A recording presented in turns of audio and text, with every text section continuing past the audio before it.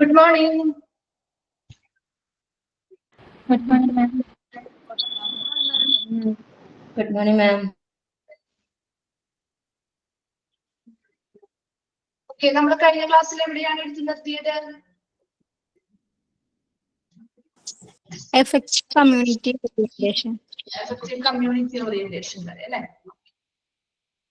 Complete ആയില്ലേ അത്? Effective community orientation. Complete ആയി മാം. അത്രയും വരെ എല്ലാവർക്കും ക്ലിയർ ആണോ? ഡൗട്ട്സ് എന്തെങ്കിലും ഉണ്ടോ?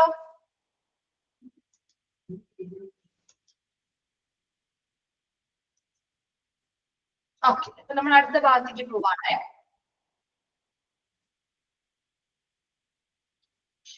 നെക്സ്റ്റ് ആണ് എക്കണോമിക് വയബിലിറ്റി, അല്ലെങ്കിൽ എന്താണ് സാമ്പത്തിക ശേഷി അല്ലെ?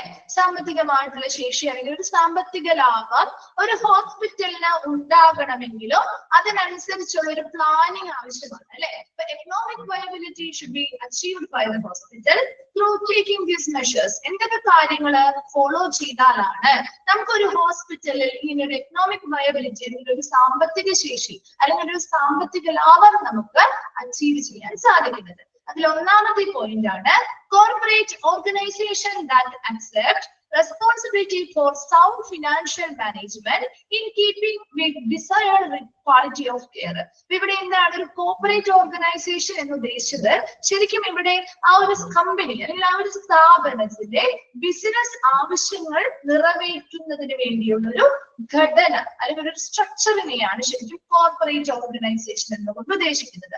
നമ്മുടെ ഇവിടെ ഹോസ്പിറ്റൽ എന്നൊരു കോർപ്പറേറ്റ് ഓർഗനൈസേഷൻ അല്ലെങ്കിൽ ഒരു ഹോസ്പിറ്റൽ എന്നൊരു സ്ഥാപനത്തിന്റെ ബിസിനസ് പരമായിട്ടുള്ള ആവശ്യകതകൾ നിറവേറ്റുന്നതിന് വേണ്ടി നമ്മളൊരു സ്ട്രക്ചർ അല്ലെങ്കിൽ ഒരു ഘടന ഉണ്ടാക്കിയെടുക്കണം. അപ്പോൾ ആ ഘടനയിൽ എന്തായിരിക്കും അവിടെ പ്രധാനമായിട്ടും നമുക്ക് ഉണ്ടാക്കിയെടുക്കുക? ഒരു ഫിനാൻഷ്യലി നമുക്കറിയാം ഓരോ സ്ഥാപനത്തിലും ഫിനാൻഷ്യൽ കാര്യങ്ങള് നോക്കി നടത്താൻ വേണ്ടി ഒരു ടീം ഉണ്ടാവും അല്ലെ? ഒരു ടീം ഉണ്ടാവില്ലേ? ഏതൊരു സ്ഥാപനത്തിനും അങ്ങനെയാണ്. അവർക്ക് ഫിനാൻഷ്യലി ഉള്ള കാര്യങ്ങൾ നോക്കി നടത്താനായിട്ട് ഒരു ടീം മെമ്പേഴ്സ് ഉണ്ടാവും. അപ്പൊ അതുപോലെ നമ്മുടെ ഏതൊരു സ്ഥാപനമാണോ നമ്മൾ ഉദ്ദേശിക്കുന്നത് ആ സ്ഥാപനത്തിന് നല്ലൊരു സാമ്പത്തികമായ ഒരു ശേഷി അല്ലെങ്കിൽ ലാഭം ഉണ്ടാക്കിയെടുക്കുന്നതിന് വേണ്ടി ഒരു കോർപ്പറേറ്റ് ഓർഗനൈസേഷൻ ആണ്. അതായത് ആ ഒരു ബിസിനസ് സ്ഥാപനത്തിന്റെ എല്ലാ ആവശ്യകതകളും നിറവേറ്റുന്നതിന് വേണ്ടിയുള്ള ഒരു ഘടന അല്ലെങ്കിൽ ഒരു സ്ട്രക്ചർ രൂപപ്പെടുത്തിയെടുക്കുക.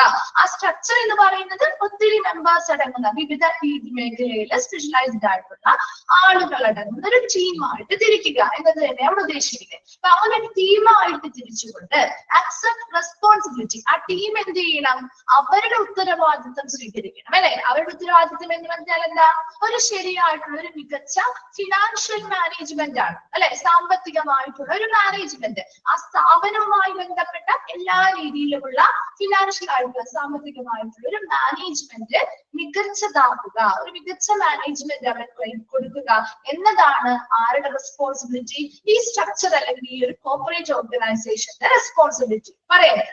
ഈ ഒരു ടീം ഇങ്ങനെ റെസ്പോൺസിബിലിറ്റി ഏറ്റെടുക്കുന്നു in keeping with desired quality of care. അപ്പൊ അഭികാമ്യമായിട്ടുള്ള ഒരു ക്വാളിറ്റി ഓഫ് കെയർ അല്ലെങ്കിൽ ഗുണനിലവാരം, നല്ല ഗുണനിലവാരത്തിലുള്ള ഒരു പരിചരണം നമുക്ക് അവിടെ കീപ്പ് ചെയ്ത് കൊണ്ടുപോകുന്നതിന് വേണ്ടി അല്ലെങ്കിൽ നിലനിർത്തി കൊണ്ടുപോകുന്നതിന് വേണ്ടി ഒരു മികച്ച ഫിനാൻഷ്യൽ മാനേജ്മെന്റ് ആ സ്ഥാപനത്തിൽ ഉണ്ടായിരിക്കണം. അതിനുവേണ്ടി അതിന്റെ റെസ്പോൺസിബിലിറ്റി അല്ലെങ്കിൽ ഉത്തരവാദിത്വം ആരാണ് സ്വീകരിക്കുന്നത്? ആ കോർപ്പറേറ്റ് ഓർഗനൈസേഷൻ അല്ലെങ്കിൽ നമ്മൾ രൂപപ്പെടുത്തിയിട്ടുള്ള ആ ഒരു ടീം ആയിരിക്കും അതിന്റെ റെസ്പോൺസിബിലിറ്റി ഏറ്റെടുക്കുക. ക്ലിയർ ആണോ? ഫസ്റ്റ് പോയിന്റ് മനസ്സിലായോ? ഓക്കെ. രണ്ടാമത്തത് patient care objectives that are consistent with projected service demands, availability of operating finances and adequate personnel and equipment. ഇനി എന്താ? പേഷ്യൻസിന് കൊടുക്കുന്ന പരിചരണം. വയബിലിറ്റി എന്ന് പറഞ്ഞാല് എക്കണോമിക് വയബിലിറ്റി എന്ന് പറഞ്ഞാൽ സാമ്പത്തിക ശേഷി അല്ലെങ്കിൽ സാമ്പത്തിക ലാഭം എന്ന് നമുക്ക് പറയാം കേട്ടോ. ഓക്കെ, അപ്പൊ നോക്കിയേ next patient care objectives that are consistent with projected service demands. നമ്മൾ പ്രൊജക്ട് ചെയ്യുന്ന സർവീസുകൾ അല്ലെങ്കിൽ സേവനത്തിന്റെ ആവശ്യകതകൾ, അതുപോലെ അവിടെ കൊടുക്കുന്ന പേഷ്യൻസിന് കൊടുക്കുന്ന പരിചരണവുമായി ബന്ധപ്പെട്ട് കുറെ ഒബ്ജക്റ്റീവ്സ് ഉണ്ടാവും അല്ലെ, ലക്ഷ്യങ്ങൾ നേടിയെടുക്കാനുണ്ടാവും. അപ്പൊ അതൊരു കൺസിസ്റ്റന്റ് ആയിട്ട് സ്ഥിരമായിട്ട് ഈ പറയുന്ന നല്ല രീതിയിലുള്ള പേഷ്യൻസിന് നല്ല രീതിയിലുള്ള പരിചരണം കൊടുക്കണമെങ്കിൽ അവർക്ക് ആവശ്യപ്പെടുന്ന രീതിയിലുള്ള സർവീസുകൾ കൊടുക്കണം അല്ലെ. And availability of operating finances, അവിടെ ആ സാമ്പത്തികം അല്ലെങ്കിൽ ഫിനാൻസ് എന്ന് പറയുന്ന കാര്യം കൃത്യമായി അവിടുത്തെ പ്രവർത്തനങ്ങൾ നടക്കാൻ ആവശ്യമായ ആ സാമ്പത്തികം എന്ന് പറയുന്ന ഒരു ഫിനാൻസ് എന്ന് പറയുന്നതിന്റെ ലഭ്യത നോക്കണം വേണ്ടേ. അപ്പൊ അവിടെ ഫിനാൻസ് അല്ലെങ്കിൽ നമുക്കൊരു സർവീസ് നമുക്ക് അവിടെ കൊടുക്കണമെങ്കിലും അല്ലെങ്കിൽ അവിടുത്തെ പ്രവർത്തനങ്ങൾ വേണമെങ്കിലും അവിടെ ആവശ്യമായിട്ടുള്ള അവൈലബിൾ ആയിട്ടുള്ള ഫിനാൻസ് അല്ലെങ്കിൽ സാമ്പത്തികമായ ഫണ്ടുകൾ വേണം അല്ലെ. അപ്പൊ അതിന്റെ ലഭ്യത എത്രത്തോളം ഉണ്ടെന്ന് ചെക്ക് ചെയ്യണം. ആഡിക്വേറ്റ് പേഴ്സണൽ ആൻഡ് എക്യുപ്മെന്റ്, അവിടെ മതിയായിട്ടുള്ള ജീവനക്കാർ, ഈ ഒരു സർവീസ് കൊടുക്കാനായിട്ട് മതിയായ ജീവനക്കാരുണ്ടോ ഉപകരണങ്ങളുണ്ടോ എന്നുകൂടി ചെക്ക് ചെയ്യേണ്ടതായിട്ടുണ്ട്. അപ്പൊ നമ്മളിവിടെ സാമ്പത്തിക ശേഷി അല്ലെങ്കിൽ ഒരു വയോലിറ്റി എന്നതുകൊണ്ട് ഉദ്ദേശിക്കുന്നത് ആ സ്ഥാപനത്തിന് സാമ്പത്തികപരമായിട്ടുള്ള ഒരു ശേഷി ഉണ്ടാക്കിയെടുക്കുക. അതോടൊപ്പം തന്നെ അതിലൂടെ നല്ലൊരു സാമ്പത്തിക ശേഷിയുള്ള ഒരു സ്ഥാപനമാകുമ്പോൾ അതിനനുസരിച്ചുള്ള പേഷ്യന്റ് കെയറുകളും അതിനെപോലെയുള്ള ലക്ഷ്യങ്ങൾ വെച്ച് നമുക്കത് നേടിയെടുക്കാൻ പറ്റും അല്ലെ. നല്ല രീതിയിൽ പേഷ്യൻസിന് പരിചരണം കൊടുക്കാൻ പറ്റും, അതിനനുസരിച്ചുള്ള സർവീസുകൾ ഇവർക്ക് കൊണ്ടുവരാനും സാധിക്കും. അവിടെ പേഷ്യന്റ് കെയർ ഒബ്ജക്റ്റീവിൽ പറയുന്നത് എന്താണെന്ന് വെച്ചാൽ പേഷ്യൻസിന് കൊടുക്കുന്ന പരിചരണവുമായി ബന്ധപ്പെട്ട ലക്ഷ്യങ്ങൾ, ആ ലക്ഷ്യങ്ങൾ അല്ലെങ്കിൽ അവിടെ കൊടുക്കുന്ന സേവനങ്ങൾ നിലനിർത്തി കൊണ്ടുപോകണമെങ്കിൽ ഏത് സേവനങ്ങൾക്കാണോ കൂടുതൽ ആവശ്യകത വരുന്നത് അതുമായി ബന്ധപ്പെട്ട പ്രവർത്തനങ്ങൾ നടത്താനായിട്ട് ആവശ്യമായിട്ടുള്ള സാമ്പത്തിക ശേഷിയുണ്ടോ, ആ ഫിനാൻഷ്യൽ ആയിട്ടുള്ള ഫണ്ടുകളുടെ ലഭ്യത ഉണ്ടോ എന്ന് നോക്കണം. അതോടൊപ്പം തന്നെ അവിടെ ഈ സർവീസുകൾ നടപ്പിലാക്കാൻ ആവശ്യമായ ജീവനക്കാരും ഉപകരണങ്ങളും ഉണ്ടോ എന്നുകൂടി ചെക്ക് ചെയ്യണം. ക്ലിയർ ആണോ? രണ്ടാമത്തെ പോയിന്റ് ഓക്കെ ആണോ? ഓക്കെ. Then മൂന്നാമത്തത് a planned program of expansion based solely on demonstrated community need. നീ എന്താ പറയുന്നത്? ഇവിടെ ഒരു പ്ലാൻഡ് ആയിട്ടുള്ള ഒരു പ്രോഗ്രാം ഓഫ് എക്സ്പാൻഷൻ, അതായത് നമ്മുടെ കമ്മ്യൂണിറ്റിക്ക് ആവശ്യമായിട്ടുള്ള രീതിയിലുള്ള അല്ലെ, നമ്മുടെ കമ്മ്യൂണിറ്റി എന്ത് സേവനങ്ങളാണോ അല്ലെങ്കിൽ എന്ത് കാര്യങ്ങളാണോ നമ്മുടെ ഒരു ഹോസ്പിറ്റലിനോട് ആവശ്യപ്പെടുന്നത് അല്ലെങ്കിൽ അവരുടെ ആവശ്യകതകൾ എന്താണോ അത് മനസ്സിലാക്കി ആ ആവശ്യകതകളിൽ മാത്രം അടിസ്ഥാനമാക്കിയുള്ള ഒരു എക്സ്പാൻഷൻ അല്ലെങ്കിൽ വിപുലീകരണമാണ് നടത്തേണ്ടത്. അല്ലാതെ ഒരുപാട് വേറെ എക്സ്ട്രാ കാര്യങ്ങൾ നമ്മൾ എക്സ്പാൻഡ് ചെയ്ത് ഒരുപാട് സർവീസുകൾ കൊണ്ടുവന്നു നമ്മുടെ കമ്മ്യൂണിറ്റിക്ക് ആവശ്യമില്ലാത്ത സർവീസുകൾ കൊണ്ടുവന്നു കഴിഞ്ഞാൽ അവിടെ ആ ഒരു സ്ഥാപനത്തിന് സാമ്പത്തിക ലാഭം ഉണ്ടാവുമോ? ഒരു കമ്മ്യൂണിറ്റിക്ക് ആവശ്യമില്ലാത്ത ഒരു സർവീസുകളും കാര്യങ്ങളും ആണ് നമ്മൾ കൊണ്ടുവരുന്നത്. അപ്പൊ നമുക്ക് ഒരിക്കലും അവിടെ പേഷ്യൻസിന് അത് ആവശ്യമില്ല, കമ്മ്യൂണിറ്റിക്ക് ആവശ്യമില്ലെങ്കിൽ സ്വാഭാവികമായിട്ടും അവർ ആ സർവീസുകൾക്ക് വേണ്ടി ആ ഹോസ്പിറ്റലിൽ വരില്ല. അപ്പൊ ആ സാമ്പത്തിക ലാഭം ഉണ്ടാവണമെങ്കിൽ കമ്മ്യൂണിറ്റിക്ക് എന്താണോ ആവശ്യം അല്ലെ? ആ ആവശ്യങ്ങളെ മാത്രം അടിസ്ഥാനമാക്കിയുള്ള വിപുലീകരണങ്ങളായിരിക്കണം ആ ഒരു സ്ഥാപനത്തിൽ അല്ലെങ്കിൽ ഹോസ്പിറ്റലിൽ നടത്തേണ്ടത്. അതാണ് അങ്ങനെയുള്ള പ്രോഗ്രാമുകൾ ആസൂത്രണം ചെയ്ത് നടപ്പിലാക്കുക. മനസ്സിലായോ? തേർഡ് പോയിന്റ് ക്ലിയർ ആണോ? Okay, then next fourth point, a specific program of funding will assure replacement, improvement and expansion of facilities and equipment without imposing too much cost burden on patient charges. ഇനി എന്താ? ചില specific ആയിട്ടുള്ള funding പ്രോഗ്രാമുകൾ രൂപീകരിക്കുക. എന്തിനു വേണ്ടിയായിരിക്കാം? ആ ഹോസ്പിറ്റലിൽ നൽകുന്ന സേവനങ്ങള്, അതുപോലെ അവർ കൊടുക്കുന്ന സൗകര്യങ്ങള്, അവരുടെ ഉപകരണങ്ങള് മുതലായവ റീപ്ലേസ് ചെയ്യാൻ, അല്ലെ? അത് മാറ്റി സ്ഥാപിക്കാനായിട്ട്, മെച്ചപ്പെടുത്തൽ നടത്താനായിട്ട് അല്ലെങ്കിൽ വിപുലീകരിക്കാൻ ആവശ്യമായ ഫണ്ടിങ് പ്രോഗ്രാമുകൾ സംഘടിപ്പിക്കാണ്. അതായത് without imposing too much cost burden on patient charges. പേഷ്യൻസിന് എന്ത് ചെയ്യാൻ പാടില്ല? വളരെയധികം ചിലവ് അല്ലെങ്കിൽ അവരുടെ മേൽ ചുമത്താത്ത രീതിയിൽ, അല്ലെ? ഇപ്പൊ നമുക്കറിയാം ചില ഹോസ്പിറ്റലൊക്കെ ഭയങ്കര ഫീസ് കാര്യങ്ങളാണ് നമ്മുടെ ഈടാക്കുക, അല്ലെ? അതേസമയം ചില ഹോസ്പിറ്റലിൽ ആവശ്യമായ സർവീസുകൾ നമുക്ക് കിട്ടുന്നുണ്ടെങ്കിൽ പോലും അധികം നമ്മുടെ കയ്യിൽ നിന്ന് അങ്ങനെ പൈസ ഈടാക്കാറില്ല, അല്ലെ? ഒരു നോർമൽ ആയിട്ടുള്ള ഒരു കോസ്റ്റ് മാത്രമേ നമ്മുടെ ഇന്ന് വാങ്ങാറുള്ളൂ. അപ്പൊ അങ്ങനെ അവിടെ വരുന്ന പേഷ്യൻസിൽ നിന്നും അധികമായിട്ടുള്ള ചിലവുകളോ കാര്യങ്ങളോ അല്ലെങ്കിൽ ഒത്തിരി വളരെയധികം ചിലവോ കാര്യങ്ങളോ അവരുടെ മേൽ ചുമത്താതെ അല്ലെങ്കിൽ അവരിൽ നിന്ന് ആ ഫണ്ട് സ്വരൂപിക്കാതെ മറ്റു രീതിയിൽ, അതായത് ഹോസ്പിറ്റലിൽ ചിലപ്പോ പുതിയ പുതിയ എക്സ്പാൻഷൻസ് നടത്തണമെങ്കിൽ അവിടെ ചിലപ്പോ പലതരത്തിലുള്ള ഉപകരണങ്ങൾ നമ്മൾ മാറ്റി സ്ഥാപിക്കേണ്ടതായിട്ട് വരും, അല്ലെ? അതുപോലെ പലതരത്തിലുള്ള പല മേഖലകളിലും മെച്ചപ്പെടുത്തൽ നടത്തേണ്ടതായിട്ട് വരും. പല മേഖലകളിലെയും അവിടുത്തെ സൗകര്യങ്ങളിൽ വിപുലീകരണങ്ങൾ നടത്തേണ്ടതായിട്ട് വരും. അപ്പൊ അതൊന്നും ഒരിക്കലും അവിടെ വരുന്ന പേഷ്യൻസിന് അധിക ചാർജുകളോ ചിലവുകളോ അവരുടെ മേൽ അടിച്ചേൽപ്പിക്കാതെ അല്ലെങ്കിൽ ചുമത്താതെ എന്ത് ചെയ്യണം? അങ്ങനെയുള്ള കാര്യങ്ങൾ ചെയ്യാൻ വേണ്ടിയിട്ടുള്ള സ്പെഷ്യൽ ഫണ്ടുകൾ അല്ലെങ്കിൽ ഫണ്ട് നൽകുന്ന രീതിയിൽ ലഭ്യമാകുന്ന രീതിയിലുള്ള സ്പെഷ്യൽ പ്രോഗ്രാമുകൾ രൂപീകരിക്കണം. ലാസ്റ്റ് പറയുന്നത് annual budget plan that will permit the hospital to keep pace with times. എന്താ പറയുന്നത്? ഓരോ മാറിക്കൊണ്ടിരിക്കുന്ന സമയത്തിനനുസരിച്ച്, അല്ലെ? നമുക്കറിയാം ഹോസ്പിറ്റൽ മേഖലയിൽ ഒത്തിരി വ്യത്യാസങ്ങൾ വരുന്ന ഒരു മേഖലയാണ്. പെട്ടെന്ന് ചേഞ്ചസ് വരുന്ന ഒരു ഏരിയയല്ലേ, അല്ലെ? ഇപ്പൊ ഇപ്പൊ ഈ വർഷം കാണുന്ന രീതിയിലുള്ള കാര്യങ്ങളാണ് നമ്മൾ അടുത്ത വർഷം അല്ല കുറച്ചും കൂടി അഡ്വാൻസ്ഡ് ആയ ലെവലിൽ വരുന്നുണ്ട്. അപ്പൊ അങ്ങനെ ഓരോ സമയം മാറുന്നതിനനുസരിച്ച് നമ്മുടെ ഹോസ്പിറ്റലിനെ അവിടെ നിലനിർത്തുന്നതിന് വേണ്ടി ആവശ്യമായിട്ടുള്ള അല്ലെങ്കിൽ നിലനിർത്താൻ അനുവദിക്കുന്ന രീതിയിലുള്ള ആനുവൽ ബഡ്ജറ്റ് പ്ലാനുകളും തയ്യാറാക്കുക. അപ്പൊ ഇവിടെ 5 പോയിന്റ്സ് എന്തൊക്കെയാ പറഞ്ഞത്? നമ്മൾ എക്കണോമിക് വയബിലിറ്റി അല്ലെങ്കിൽ സാമ്പത്തിക ശേഷിയുമായി ബന്ധപ്പെട്ട് നല്ലൊരു സാമ്പത്തിക ശേഷി അല്ലെങ്കിൽ നല്ലൊരു സാമ്പത്തിക ലാഭം ആ സ്ഥാപനത്തിന് ഉണ്ടാവണമെങ്കിൽ ആ ഹോസ്പിറ്റൽ പാലിക്കേണ്ടതായിട്ടുള്ള കുറച്ച് കാര്യങ്ങളാണ് പറയുന്നത്. ഇതിൽ ഒന്നാമത്തത് പറഞ്ഞത് ഒരു കോർപ്പറേറ്റ് ഓർഗനൈസേഷൻ, അതായത് ഇവിടെ ആ ഒരു ബിസിനസ് സ്ഥാപനത്തിന്റെ ആവശ്യകതകൾ നിറവേറ്റുന്നതിന് വേണ്ടിയുള്ള ഒരു ഘടന അല്ലെങ്കിൽ ഒരു സ്ട്രക്ചർ രൂപീകരിക്കുക. ഒരു ടീമായിട്ട് നമ്മൾ ഒരു ഗ്രൂപ്പ് ഓഫ് ആളുകളെ ടീമായിട്ട് തന്നെ സെറ്റ് ചെയ്ത് അവർക്ക് എന്തിനുള്ള റെസ്പോൺസിബിലിറ്റി കൊടുക്കുക? ആ സ്ഥാപനത്തിന്റെ ഫിനാൻഷ്യൽ പരമായ മികച്ച മാനേജ്മെന്റിനുള്ള റെസ്പോൺസിബിലിറ്റി കൊടുക്കുക. അതോടൊപ്പം തന്നെ അതിലൂടെ നമുക്ക് നല്ല ക്വാളിറ്റിയുള്ള പരിചരണം, നമുക്ക് ആവശ്യമായ കമ്മ്യൂണിറ്റിക്ക് ആവശ്യമായ ക്വാളിറ്റിയുള്ള പരിചരണം നമുക്ക് അവിടെ നിലനിർത്തി കൊണ്ടുപോകാനായിട്ട് സാധിക്കണം. രണ്ടാമതെന്ന് പറഞ്ഞത് പേഷ്യൻസിന് കൊടുക്കുന്ന പരിചരണവുമായി ബന്ധപ്പെട്ട ലക്ഷ്യങ്ങൾ.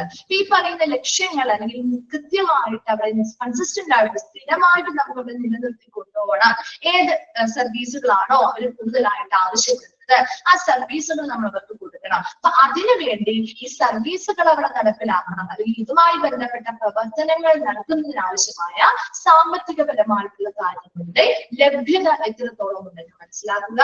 ആവശ്യമായ ജീവനക്കാരുണ്ടോ, മതിയായിട്ടുള്ള ഉപകരണങ്ങളുണ്ടോ എന്നും ചെക്ക് ചെയ്യണം. അതുപോലെ ഒരു പ്ലാൻഡ് പ്രോഗ്രാം, അതായത് കമ്മ്യൂണിറ്റിയുടെ ആവശ്യകത എന്താണോ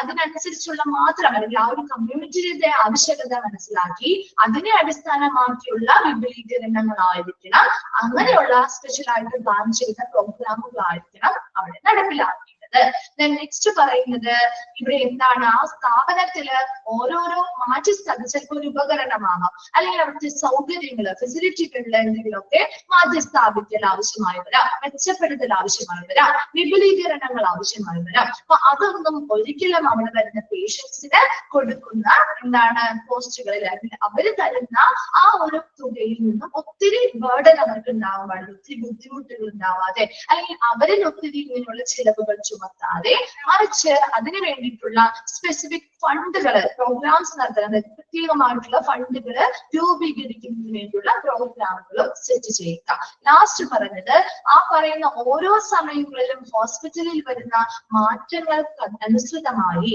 അല്ലെങ്കിൽ അത് അനുവദിക്കുന്ന രീതിയിലുള്ള കൃത്യമായ ആനുവൽ ബഡ്ജറ്റുകളും ഈ സ്ഥാപനങ്ങൾക്ക് വേണ്ടി തയ്യാറാക്കുക. വേഗം ഒന്ന് വായിച്ചു നോക്കി. എക്കണോമിക് വയബിലിറ്റി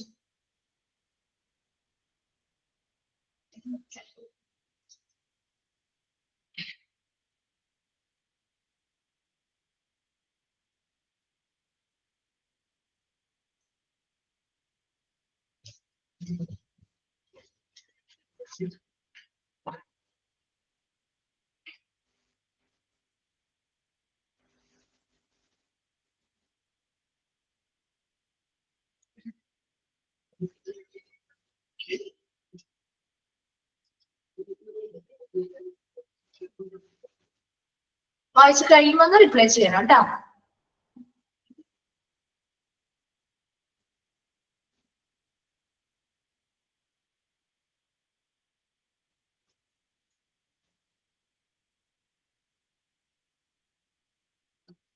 ഫസ്റ്റ് പോയിന്റ് എന്ന് പറഞ്ഞാൽ കോർപ്പറേറ്റ് ഓർഗനൈസേഷൻ എന്നതുകൊണ്ട് ഇവിടെ ഉദ്ദേശിക്കുന്നത് നമ്മൾ ഇത്രയും മനസ്സിലാക്കിയാൽ മതി. നമ്മളൊരു ബിസിനസ് സ്ഥാപനമാണെങ്കിൽ ആ ബിസിനസിന്റെ എല്ലാ പ്രവർത്തനങ്ങളും നന്നായി നിറവേറ്റിയെടുക്കുന്നതിന് വേണ്ടി നമ്മളൊരു സ്ട്രക്ചർ അല്ലെങ്കിൽ ഒരു ഘടന ഉണ്ടാക്കിയെടുക്കുകയാണ്. എന്താണ് അവിടെ ഉദ്ദേശിക്കുന്നത്? അവിടെ ഇത്ര പേര്, അതായത് സ്പെഷ്യലൈസ്ഡ് ആയിട്ടുള്ള ഇന്ന വ്യക്തികളായിരിക്കണം ആ കാര്യങ്ങൾ മാനേജ് ചെയ്യുന്നത്, അല്ലെ? ഇപ്പൊ ഫിനാൻസ് ആവുമ്പോൾ പ്രത്യേകമായിട്ട് സാമ്പത്തികപരമായ കാര്യങ്ങൾ മാനേജ് ചെയ്യാനായിട്ട് നമ്മൾ ഒരു സ്ട്രക്ചർ ഉണ്ടാക്കിയെടുക്കും. ഇന്ന ലെവലിൽ ഇന്ന ആളുകള് ഇന്ന ജോലികള് അല്ലെങ്കിൽ ഇന്ന രീതിയിലുള്ള മാനേജ്മെന്റ് നടത്തണം എന്ന രീതിയിൽ എല്ലാ സ്ഥാപനങ്ങളിലും അതിൻ്റെതായ ഒരു ഘടന അല്ലെങ്കിൽ ഒരു ടീമിനെ നമ്മൾ ഉണ്ടാക്കിയെടുക്കാറില്ലേ? ആ ടീമിനായിരിക്കണം അവരുടെ റെസ്പോൺസിബിലിറ്റി. അതായത് ആ സ്ഥാപനത്തിലെ നല്ല മികച്ച ഫിനാൻഷ്യൽ പരമായിട്ടുള്ള ഒരു മാനേജ്മെന്റ് നടത്താനുള്ള റെസ്പോൺസിബിലിറ്റി അവർക്കാണ് ലഭ്യമാക്കി നൽകേണ്ടത്. അതുപോലെ തന്നെ ഇങ്ങനെ നല്ലൊരു ഫിനാൻഷ്യൽ മാനേജ്മെന്റ് നടത്തുന്നതിലൂടെ നമുക്ക് നല്ലൊരു ക്വാളിറ്റി ഓഫ് കെയർ അവിടെ നിലനിർത്താനും സാധിക്കണം. ഓക്കെ ആണോ? First point Aishwarya? ഓക്കെ. എന്തെങ്കിലും ഡൗട്ട്സ് ഉണ്ടോ? ക്ലിയർ ആണോ? ഓക്കെ ആണോ? ഓക്കെ. ഓക്കെ, നെക്സ്റ്റ് വരുന്നത് ഓർഡർലി പ്ലാനിങ്. എന്താണ് ഓർഡർലി പ്ലാനിങ്? ചിട്ടയായ ആസൂത്രണം, അല്ലെ? ഒരു എന്തിനാണെങ്കിലും നമ്മുടെ ഒരു സ്ഥാപനം എന്ന് പറയുമ്പോൾ ആ സ്ഥാപനത്തിനെ മാത്രം നോക്കില്ല, നമ്മൾ എന്തൊരു പ്രവർത്തനം നടത്തുമ്പോഴും അവിടെ ഒരു ചിട്ടയായ ഒരു ആസൂത്രണം അല്ലെങ്കിൽ ഒരു പ്ലാനിങ് വേണം, അല്ലെ?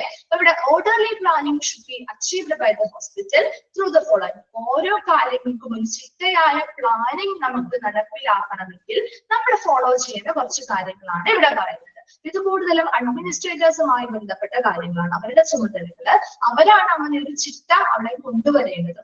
നോക്കി, first point, acceptance by the hospital administrator of primary responsibility for short and long range planning with support and assistance from competent financial, organizational, functional and architectural advisors. ഇവിടെ എന്താണ്? acceptance by the hospital administrators. നമുക്കിടെ ഹോസ്പിറ്റലുമായി ബന്ധപ്പെട്ട പ്രധാന planning അല്ലെങ്കിൽ അവിടുത്തെ ഒരു ചിട്ടയായ പ്രവർത്തനങ്ങൾ നടപ്പിലാക്കേണ്ടത് ഒരു ഹോസ്പിറ്റൽ അഡ്മിനിസ്ട്രേറ്റർ ആണ്, അല്ലെ? ഹോസ്പിറ്റൽ അഡ്മിനിസ്ട്രേറ്ററുടെ റെസ്പോൺസിബിലിറ്റി, പ്രാഥമിക ഉത്തരവാദിത്തമാണ് ഒരു ഷോർട്ട് ടേം ആയിട്ടുള്ള അല്ലെങ്കിൽ ലോങ് ടേം ആയിട്ടുള്ള ഒരു ലോങ് റേഞ്ചിലുള്ള ഒരു ആസൂത്രണം ചെയ്യുക എന്ന് പറയുന്നത്. അപ്പൊ ഇങ്ങനെ ഒരു പ്ലാനിങ് അല്ലെങ്കിൽ ആസൂത്രണം ചെയ്യാൻ വേണ്ടി അത് ചിലപ്പോൾ കുറച്ച് കാലത്തേക്കുള്ളതായിരിക്കും, അല്ലെങ്കിൽ ഒരു ദീർഘകാലാടിസ്ഥാനത്തിലുള്ള ഒരു പ്ലാനിങ് ആയിരിക്കും ചെയ്യേണ്ടത്. അത് ആരുടെ റെസ്പോൺസിബിലിറ്റി ആണെന്ന് പറയുന്നത്? ആരുടെ റെസ്പോൺസിബിലിറ്റിയാ? ഹോസ്പിറ്റൽ അഡ്മിനിസ്ട്രേറ്ററുടെ റെസ്പോൺസിബിലിറ്റി ആണ്. അവരാണ് അത് അക്സെപ്റ്റ് ചെയ്യേണ്ടത്, സ്വീകരിക്കേണ്ടത്. എന്റെ റെസ്പോൺസിബിലിറ്റി ആണ്. അപ്പൊ ഞാനാണ് ആ ഹോസ്പിറ്റലിന് വേണ്ടിയുള്ള ഷോർട്ട് ടേം ആയിട്ടുള്ളതും ലോങ് റേഞ്ച് ആയിട്ടുള്ള ആസൂത്രണങ്ങളെ ഈ പ്ലാനിങ് ചെയ്യേണ്ടത്. അപ്പൊ അതിന് ഈ ഹോസ്പിറ്റൽ അഡ്മിനിസ്ട്രേറ്റേഴ്സിന് ആവശ്യമായ സപ്പോർട്ടുകൾ, പിന്തുണകളും സഹായങ്ങളും നൽകുക. ആരിൽ നിന്നൊക്കെയുള്ള പിന്തുണകളും സഹായങ്ങളും ഫ്രം കോമ്പീറ്റന്റ് ഫിനാൻഷ്യൽ, അതായത് കഴിവുള്ള ഫിനാൻഷ്യൽ മേഖലകളിൽ നിന്നുള്ള അവരുടെ സഹായങ്ങൾ. അതുപോലെ ഓർഗനൈസേഷൻ, പലതരത്തിലുള്ള സംഘടനകളിൽ നിന്നുള്ളത്, ആൻഡ് പലതരത്തിലുള്ള പ്രവർത്തനങ്ങളിൽ നിന്ന് കോമ്പീറ്റന്റ് ആയിട്ടുള്ള കഴിവുള്ള ആളുകളിൽ നിന്ന്, ആൻഡ് ആർക്കിടെക്ചറൽ അഡ്വൈസേഴ്സ്.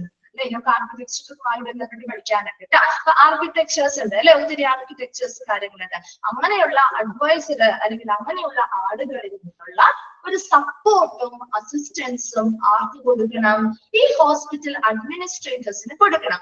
അങ്ങനെ ഒരു സപ്പോർട്ടും അസിസ്റ്റൻസും കിട്ടി അതിന്റെ സഹായത്തോടു കൂടി ഈ ഹോസ്പിറ്റൽ അഡ്മിനിസ്ട്രേറ്റേഴ്സ് എന്ത് രൂപീകരിക്കണം അല്ലെങ്കിൽ എന്ത് ആസൂത്രണം ചെയ്യുന്ന പറയുന്നത്?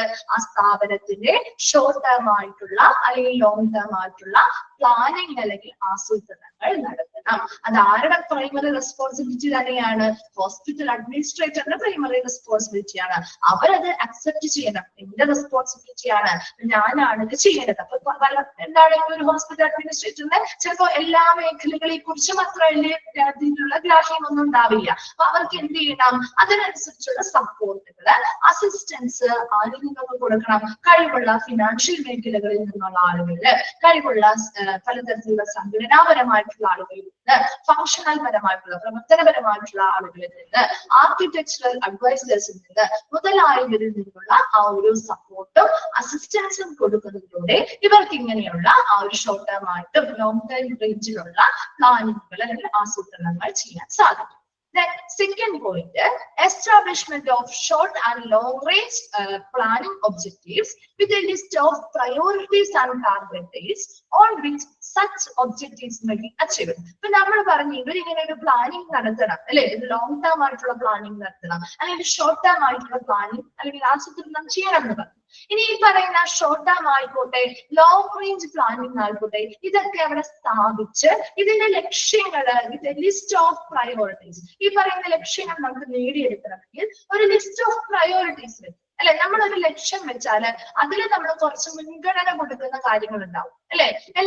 ചില കാര്യങ്ങൾക്ക് നമ്മൾ ആദ്യം ഇന്നത് ചെയ്യണം അല്ലെങ്കിൽ ആദ്യം ഇന്നത് ചെയ്യണം എന്ന് നമ്മൾ മുൻഗണന കൊടുത്ത് പ്രയോറിറ്റൈസ് ചെയ്ത് ചെയ്യുന്ന കാര്യങ്ങളുണ്ട് അല്ലെ. അപ്പൊ അങ്ങനെ പ്രയോറിറ്റൈസ് ചെയ്ത കാര്യങ്ങൾ ഏതൊക്കെയാണെന്നൊരു ലിസ്റ്റ് തയ്യാറാക്കുക. അതുപോലെ തന്നെ ഇതെന്ന് നമുക്ക് ചെയ്ത് തീർക്കാൻ പറ്റും, അതിനൊരു ടാർഗറ്റ് ഡേറ്റ് വെക്കണം അല്ലെ. എന്തൊരു കാര്യത്തിന് നമുക്ക് ഒരു ഡേറ്റ് വെച്ച് കഴിഞ്ഞാൽ നമ്മൾ എന്താ, ആ ഡേറ്റിന് മുൻപ് നമുക്ക് തീർക്കാനായിട്ട് പറ്റും അല്ലെ. നമ്മൾ തീർത്തു കൊടുക്കാൻ നമ്മൾ ബാധ്യസ്ഥരായിരിക്കും. നമ്മൾ അത് എന്ത് ചെയ്യും? അതിനനുസരിച്ചുള്ള വർക്ക് എടുക്കുകയും ചെയ്യും ഇല്ലേ. അതുപോലെ ഇവിടെ ഇതിൽ കൊടുത്തിരിക്കുന്ന ഒബ്ജക്റ്റീവ്സ്, അതിൽ എന്തൊക്കെ കാര്യങ്ങൾക്കാണോ പ്രയോറിറ്റീസ് അല്ലെങ്കിൽ മുൻഗണനകൾ കൊടുത്തിരിക്കുന്നത്, അത് അച്ചീവ് ചെയ്യാൻ വേണ്ടി അല്ലെങ്കിൽ ലക്ഷ്യങ്ങൾ നേടിയെടുക്കുന്നതിന് വേണ്ടി നമ്മൾ കൊടുത്തിരിക്കുന്ന ആ ടാർഗറ്റ് ഡേറ്റ് എന്ന് പറയുന്ന കാര്യങ്ങളും കൂടി അവിടെ സ്ഥാപിക്കുക. അങ്ങനെയുള്ള കാര്യങ്ങൾ ചെയ്യുമ്പോൾ നമുക്ക് ആ പറയുന്ന ഡേറ്റിനുള്ളിൽ ഓരോരോ കാര്യങ്ങളും കൃത്യമായിട്ട് നേടിയെടുക്കാനും സാധിക്കും. മൂന്നാമതായിട്ട് preparation of a functional program that describe the short range objectives and the facilities, equipment and staffing necessary to achieve them. ഇനി ഈ പറയുന്ന ഒബ്ജക്റ്റീവ്സ് അല്ലെങ്കിൽ ലക്ഷ്യങ്ങൾ നേടിയെടുക്കണമെങ്കിൽ നമുക്ക് അതനുസരിച്ച് ഷോർട്ട് റേഞ്ച് ആയിട്ടുള്ള ഒരു ഒബ്ജക്റ്റീവ് അല്ലെങ്കിൽ ലക്ഷ്യമാണ് നമുക്ക് നേടിയെടുക്കേണ്ടതെങ്കിൽ അതിനനുസരിച്ചുള്ള പ്രവർത്തനവുമായി ബന്ധപ്പെട്ട ഫങ്ഷണൽ പ്രോഗ്രാമുകളുടെ തയ്യാറെടുപ്പ് നടത്തണം. അതെന്താണ് ഉദ്ദേശിക്കുന്നത്? അങ്ങനെ ഒരു പ്രോഗ്രാമിൽ എന്തിനെ കുറിച്ചായിരിക്കും വിശദീകരിച്ചിട്ടുണ്ടാവാം? എന്തിനെ കുറിച്ചായിരിക്കാം? ആ ലക്ഷ്യം നേടിയെടുക്കണമെങ്കിൽ എന്തൊക്കെ ഫെസിലിറ്റീസ് വേണം അല്ലെ, എന്തൊക്കെ സൗകര്യങ്ങൾ വേണം, എന്തൊക്കെ എക്യുപ്മെന്റ്സ് വേണം, ഏതൊക്കെ സ്റ്റാഫുകള് ആവശ്യമായിട്ട് വരുന്നുണ്ട്, അങ്ങനെയുള്ള എല്ലാ കാര്യങ്ങളും ഡിസ്ക്രൈബ് ചെയ്ത് അല്ലെങ്കിൽ വിവരിക്കുന്ന രീതിയിലുള്ള ഒരു ഫങ്ഷണൽ പ്രോഗ്രാമുകള് എന്ത് ചെയ്യണം, തയ്യാറാക്കുകയും ചെയ്യുക. ഒരു ഓർഡർലി പ്ലാനിങ്ങിന് 3 കാര്യങ്ങളാണ് നമ്മുടെ ഹോസ്പിറ്റൽസ് ശ്രദ്ധിക്കേണ്ടത്. അതിൽ ഒന്നാമത്തത്, ആരാണ് അതിന്റെ റെസ്പോൺസിബിലിറ്റി അക്സെപ്റ്റ് ചെയ്യേണ്ടത്? ഒരു ഹോസ്പിറ്റൽ അഡ്മിനിസ്ട്രേറ്റർ ആണ് ആ റെസ്പോൺസിബിലിറ്റി എന്താണ് അക്സെപ്റ്റ് ചെയ്യേണ്ടത്. അവരാണ് ഷോർട്ട് ടേം ആയിട്ടുള്ളതോ ലോങ് ടേം ആയിട്ടുള്ള റേഞ്ചിലുള്ള ആസൂത്രണങ്ങൾ നടത്തേണ്ടത്. അപ്പൊ അതിനുവേണ്ടി അവർക്ക് ആവശ്യമായ സപ്പോർട്ടും അസിസ്റ്റൻസും ബന്ധപ്പെട്ട കഴിവുള്ള മേഖലകളിലുള്ള ആളുകളിൽ നിന്ന് കിട്ടും. അത് ഫിനാൻഷ്യൽ മേഖലയിൽ നിന്നാവാം, ഒരു സംഘടനാപരമായിട്ടുള്ള രീതിയിലാവാം, അല്ലെങ്കിൽ പ്രവർത്തനപരമായിട്ടുള്ള രീതിയിൽ കഴിവുള്ളവരിൽ നിന്നാവാം, അല്ലെങ്കിൽ ആർക്കിടെക്ചറൽ അഡ്വൈസേഴ്സിൽ നിന്നുമാവാം. ഇവരുടെ സപ്പോർട്ടും അസിസ്റ്റൻസോടും കൂടിയായിരിക്കണം ഇവർ ഈ പറയുന്ന short term and long term റേഞ്ചിലുള്ള പ്ലാനിങ് ആസൂത്രണം ചെയ്യേണ്ടത്. അതുപോലെ ഇനി ഇങ്ങനെ ആസൂത്രണം ചെയ്ത് കഴിഞ്ഞാൽ ഈ പ്ലാനിങ്ങിന്റെ ഒബ്ജക്റ്റീവ്സ് കൃത്യമായിട്ട് നമുക്ക് നടപ്പിലാക്കി എടുക്കുന്നതിന് വേണ്ടി അതിന്റെ ഒരു ലിസ്റ്റ് തയ്യാറാക്കും. ഏതൊക്കെ കാര്യങ്ങൾ മുൻഗണനാ ക്രമത്തിൽ ഏതൊക്കെ കാര്യങ്ങളാണ് നമ്മൾ ആദ്യം നേടിയെടുക്കേണ്ടത്. അതിനുവേണ്ടി കൃത്യം അത് ചെയ്തു തീർക്കാനായിട്ടുള്ള ഒരു ടാർഗറ്റ് ഡേറ്റും സെറ്റ് ചെയ്യുക. ആ ഡേറ്റിനുള്ളിൽ കൃത്യമായിട്ട് ഓരോരോ കാര്യങ്ങളും നമുക്ക് നേടിയെടുക്കാൻ സാധിക്കും. മൂന്നാമത്, ഈ പറയുന്ന ഷോർട്ട് റേഞ്ച് ഒബ്ജക്റ്റീവ്സ് ആണെങ്കിൽ അത് നേടിയെടുക്കുന്നതിന്, അത് അച്ചീവ് ചെയ്യുന്നതിന് വേണ്ടി എന്തൊക്കെ സൗകര്യങ്ങൾ വേണം, എന്തൊക്കെ ഉപകരണങ്ങൾ വേണം, എന്തൊക്കെ ജീവനക്കാർ വേണം മുതലായ കാര്യങ്ങളെല്ലാം വിശദീകരിക്കുന്ന രീതിയിലുള്ളൊരു ഫങ്ഷണൽ പ്രോഗ്രാം തയ്യാറാക്കുകയും ചെയ്യുക. വേഗം ഒന്ന് വായിച്ചു നോക്കി. Orderly planning.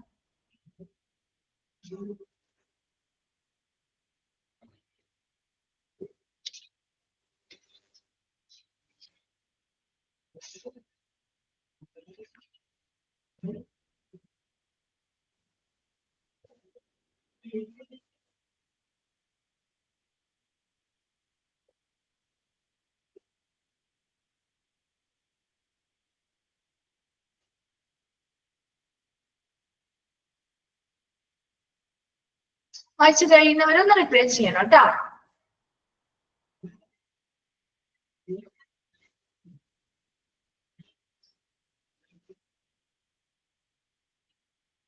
ഓക്കെ, ക്ലിയർ ആണോ? ഡൗട്ട്സ് എന്തെങ്കിലും ഉണ്ടോ?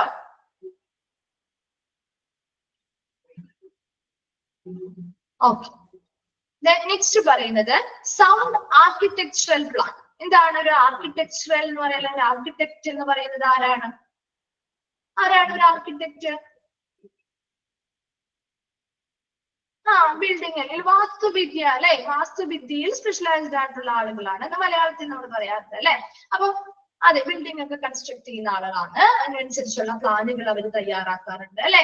അപ്പൊ നമ്മുടെ ഇവിടെ, അതായത് ഈ ഒരു ഹോസ്പിറ്റൽ എന്ന് പറയുന്ന സ്ഥാപനം, അവിടെ മികച്ചൊരു ആർക്കിടെക്ചറൽ പ്ലാൻ കൊണ്ടുവരണമെങ്കിൽ ഹോസ്പിറ്റല് ഫോളോ ചെയ്യേണ്ട കാര്യങ്ങളാണ് പറയുന്നത്. അപ്പൊ ആ ഒരു ബിൽഡിംഗ് കൺസ്ട്രക്ട് ചെയ്യുന്നതുമായി ബന്ധപ്പെട്ട കാര്യങ്ങൾ തന്നെയാണ് ഇതിലും പറയുന്നത് കേട്ടോ. കൺസ്ട്രക്ഷന് വേണ്ടിയിട്ട് എന്തൊക്കെ കാര്യങ്ങൾ ചെയ്യണം, അതിന് വേണ്ടിയിട്ട് എന്തൊക്കെ ആളുകൾ അതിന് വേണ്ടിയിട്ട് വേണം, അതുപോലെ അതുമായി ബന്ധപ്പെട്ട് കുറച്ച് ശ്രദ്ധിക്കേണ്ടതായിട്ടുള്ള കുറച്ച് കാര്യങ്ങൾ. അപ്പൊ അങ്ങനെയുള്ള കാര്യങ്ങളാണ് ഇവിടെ പറയുന്നത്. അപ്പൊ ഫസ്റ്റ് പണ്ട് നോക്കിയേ, engaging an architect experienced in hospital design and construction. എന്താണ് ഉദ്ദേശിക്കുന്നത്? അവിടെ ആ ഒരു ഹോസ്പിറ്റൽ നിർമ്മിക്കുകയാണെന്ന് വിചാരിക്കുക. നമ്മളൊരു ഹോസ്പിറ്റൽ നിർമ്മിക്കാൻ പോവാണ്.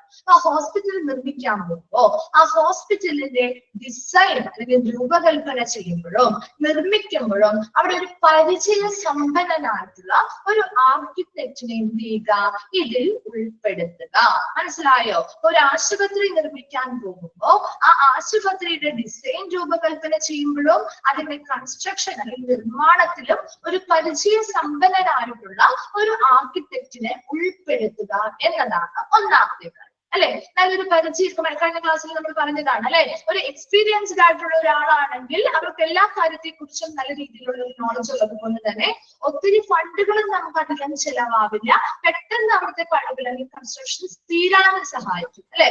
അങ്ങനെയുള്ള കാര്യങ്ങൾ. അപ്പൊ ഒരു പരിചയ സമ്പന്നരായ ഒരു ആർക്കിടെക്റ്റിനെ നമ്മൾ ഇത് ഉൾപ്പെടുത്തണം.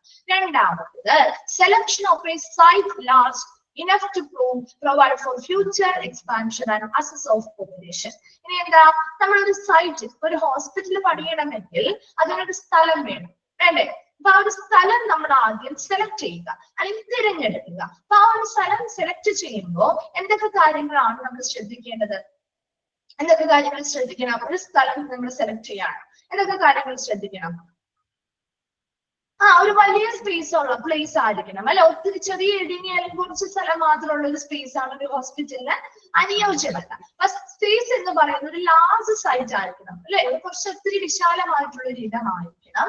അതോടൊപ്പം തന്നെ അതെ വേഗം അക്സസ് ചെയ്യാൻ പറ്റുന്ന സ്ഥലമായിരിക്കണം. ശരിയാണ്. അപ്പൊ പോപ്പുലേഷൻ ആണ്, ഇപ്പൊ നമുക്ക് പെട്ടെന്ന് ചെല്ലാനും എത്തിപ്പെടാനും ആ ഒരു സ്ഥലത്തേക്ക് പെട്ടെന്ന് കാണാനും കഴിയുന്ന ഒരു ഇടത്തായിരിക്കണം ഈ പറയുന്ന സ്ഥലം വേണ്ടത്. അതുപോലെ ഭാവിയിൽ നമുക്ക് എന്തെങ്കിലും വിപുലീകരണങ്ങൾ നടത്തണമെന്നുണ്ടെങ്കിൽ അതിനുള്ള ഒരു ഇടം കൂടി അവിടെ ഉണ്ടായിരുന്നു അല്ലെ. ഇപ്പൊ നമുക്കൊരു ബിൽഡിംഗ് പണിയാൻ വേണ്ടി മാത്രം എന്ന ലക്ഷ്യത്തോടു കൂടി ആയിരിക്കരുത് പോകരുത്. അങ്ങനെയല്ല, ആ ഒരു ബിൽഡിംഗ് പണിത് കഴിഞ്ഞാൽ പോലും ചിലപ്പോൾ ഭാവിയിൽ അഡ്വാൻസ് ടെക്നോളജീസ് വരുന്നതിനനുസരിച്ചോ അല്ലെങ്കിൽ അവിടുത്തെ തിരക്ക് കൂടുന്നതിനനുസരിച്ചോ ഒക്കെ നമുക്ക് വിപുലീകരിക്കേണ്ടതായിട്ട് വരും അല്ലെ, എക്സ്പാൻഡ് ചെയ്യേണ്ടതായിട്ട് വരും. അപ്പൊ അതിനും കൂടി തയ്യാറാവുന്ന, അതിനും കൂടി ആവശ്യമായ സ്പേസ് ഉള്ള രീതിയിലുള്ളൊരു സ്ഥലം തിരിച്ചറിയുക, ഒരു സൈറ്റ് കണ്ടെത്തുക അല്ലെങ്കിൽ തിരിച്ചറിയുക എന്നതാണ് രണ്ടാമത്. ക്ലിയർ ആണല്ലോ.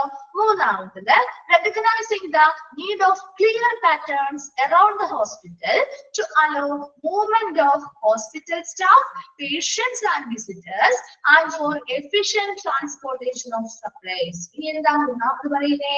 ഇവിടെ ഒരു ഹോസ്പിറ്റലില് ഒത്തിരി ജീവനക്കാരും ആളുകളൊക്കെ വന്നു പോകുന്നവരുടെയാണ് അല്ലെ. അപ്പൊ ഹോസ്പിറ്റൽ സ്റ്റാഫുകളായിക്കോട്ടെ അല്ലെങ്കിൽ പേഷ്യൻസിനായിക്കോട്ടെ അല്ലെങ്കിൽ അവിടെ വരുന്ന വിസിറ്റേഴ്സിനാവാം, and for efficient transportation of supplies, ഫലപ്രദമായ ട്രാൻസ്പോർട്ടേഷൻ, സാധനങ്ങളുടെ കൊണ്ടുള്ള ട്രാൻസ്പോർട്ടേഷൻ കൊണ്ടുപോകാനോ കൊണ്ടുവരാനോ ഒക്കെ സാധിക്കുന്ന രീതിയിൽ. അപ്പൊ അവിടെ ഹോസ്പിറ്റലിലേക്ക് ആരൊക്കെ വരാറുണ്ട്? സ്റ്റാഫുകൾ വരും അല്ലെ, അതുപോലെ പേഷ്യൻസ് വരും അല്ലെ, വിസിറ്റേഴ്സ് വരും. അപ്പൊ ഇതുപോലെയുള്ള സാധനങ്ങൾ അങ്ങോട്ടും ഇങ്ങോട്ടും കൊണ്ടുപോകാനുള്ള ആളുകളും വരും. അപ്പൊ അവരുടെയൊക്കെ മൂവ്മെന്റ്, ആ ഒരു മൂവ്മെന്റിനെ അലോ ചെയ്യുന്ന രീതിയിൽ, മൂവ്മെന്റ് നമുക്ക് സാധ്യമാക്കുന്ന രീതിയിൽ ആ ഹോസ്പിറ്റലിന് കൃത്യമായ ഒരു പാറ്റേൺ എന്ത് ചെയ്യുക, റെക്കഗ്നൈസ് ചെയ്യുക അല്ലെങ്കിൽ തിരിച്ചറിയുക. എന്ന് വെച്ചാൽ എന്തായിരിക്കും കൃത്യമായ ഒരു പാറ്റേൺ എന്തുകൊണ്ട് ഇത് ഉദ്ദേശിക്കുന്നതില്ല?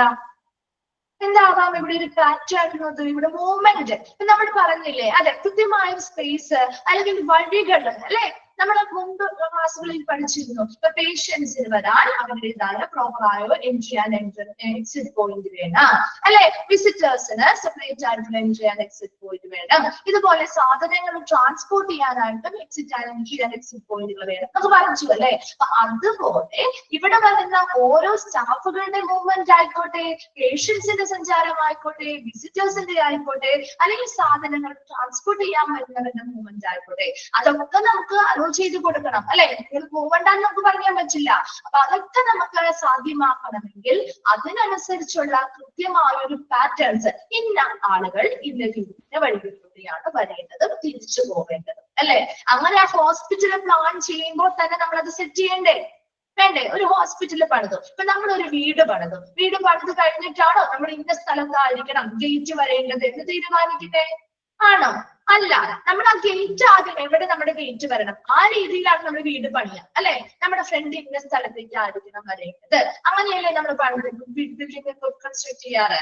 അതുപോലെ തന്നെ ഇവിടെ ഒരു സ്ഥാപനം നമ്മൾ ചെയ്യുമ്പോഴും ആ സ്ഥാപനത്തിന് ഓരോന്നിനും ഓരോ പൊസിഷൻസ് ഉണ്ട് അല്ലെ. ഇപ്പൊ പേഷ്യൻസിന് വരുന്ന ഇടമായിരിക്കില്ല ഡോക്ടേഴ്സ് വരുന്ന എൻട്രി ആൻഡ് എക്സിറ്റ് പോയിന്റ് എന്ന് പറയുന്നത്. അതുപോലെ അവിടുത്തെ സ്റ്റാഫുകൾക്ക് വേറെ എക്സിറ്റ് പോയിന്റ്. ഇപ്പൊ മോർച്ചറിയുമായി ബന്ധപ്പെട്ടാണെങ്കിൽ നമുക്ക് ബാക്ക് സൈഡ് ഒക്കെ ആയിരിക്കും കൂടുതൽ അവർ പ്രിഫർ ചെയ്യുന്നത് അല്ലെ. അപ്പൊ അങ്ങനെയുള്ള കാര്യങ്ങൾ കൂടി പ്ലാൻ ചെയ്തിട്ടുണ്ട്, ഒരു പാറ്റേൺ, ക്ലിയർ ആയിട്ടുള്ള ഒരു പാറ്റേൺ ഉണ്ടാക്കി എടുത്തുകൊണ്ടായിരിക്കണം ഇതൊക്കെ നടപ്പിലാക്കുന്നത്. ക്ലിയർ ആണോ? മൂന്നാമത്തെ പോയിന്റ് ഓക്കെ ആണോ?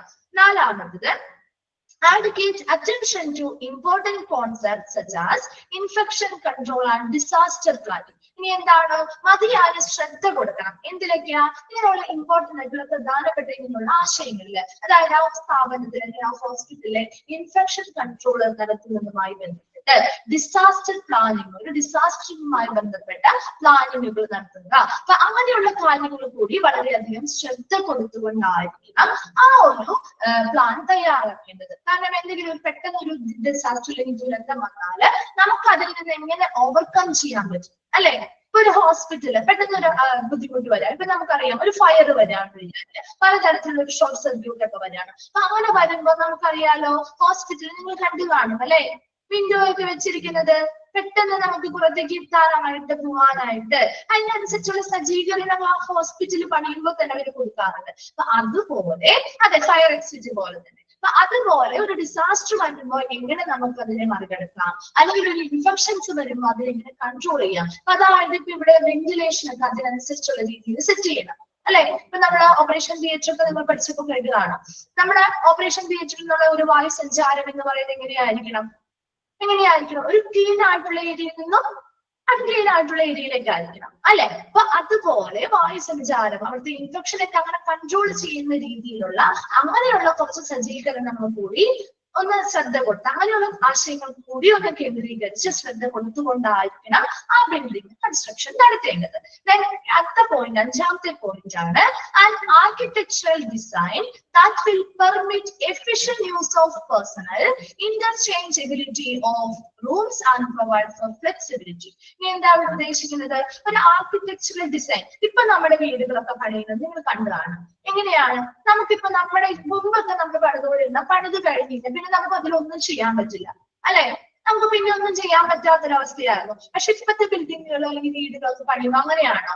നമുക്കിപ്പോ ഒരു പ്രാവശ്യം നമുക്ക് ഇങ്ങനെ എടുത്തു, കുറച്ചു നാൾ നമ്മൾ ഇങ്ങനെ സെറ്റ് ചെയ്തു, അത് കഴിയുമ്പോൾ നമുക്ക് ആ ഒരു ഡിസൈൻ മാറ്റണമെങ്കിൽ നമുക്ക് കുറച്ചുകൂടി എളുപ്പത്തിൽ മാറ്റാനുള്ള ഒരു സൗകര്യം ഇപ്പോഴത്തെ ബിൽഡിങ്ങുകൾ പണിയുന്നുണ്ട് അല്ലെ. ഉണ്ടോ? നിങ്ങൾക്ക് എങ്ങനെ തോന്നിയിരിക്കുന്നേ ഇല്ലേ? അപ്പൊ അതുപോലെ നമ്മുടെ ഒരു ഹോസ്പിറ്റലാണ്. ഇപ്പൊ ഹോസ്പിറ്റലില് അവിടുത്തെ ജീവനക്കാർക്ക് എല്ലാ കാര്യങ്ങളും വളരെ ഫലപ്രദമായിട്ട് ഉപയോഗിക്കാൻ കഴിയുന്ന രീതിയിലുള്ള എല്ലാ സജ്ജീകരണങ്ങളും, അതായത് എല്ലാ സാധനങ്ങളും ആവശ്യമായ ഇടങ്ങളിൽ വെക്കാനും എല്ലാ സ്പേസും അതെ ഇന്റഗ്രേറ്റഡ് ആയിട്ടുള്ള ഓപ്പറേഷൻ തിയേറ്റർ പോലെ തന്നെ. അപ്പൊ നമുക്ക് എന്ത് ചെയ്യാൻ പറ്റും? അവിടെ നമുക്ക് നമ്മുടേതായ രീതിയിലുള്ള അതാണ് ഇവിടെ ചേഞ്ചബിലിറ്റി. ഇതാ നോക്കി അവിടെ interchangeability of rooms and provide four flexibility. അപ്പൊ നമുക്കൊരു വഴക്കമുണ്ടാവും. അതായത് ഇപ്പൊ ചിലപ്പോ ഒരു റൂം നമുക്ക് ഒരു ഹോളായിട്ട് ചിലപ്പോൾ എടുക്കേണ്ടതായിട്ട് വരും. ഇപ്പൊ അങ്ങനെയൊക്കെ ചെയ്യാനുള്ള സൗകര്യങ്ങളുണ്ട് അല്ലെ.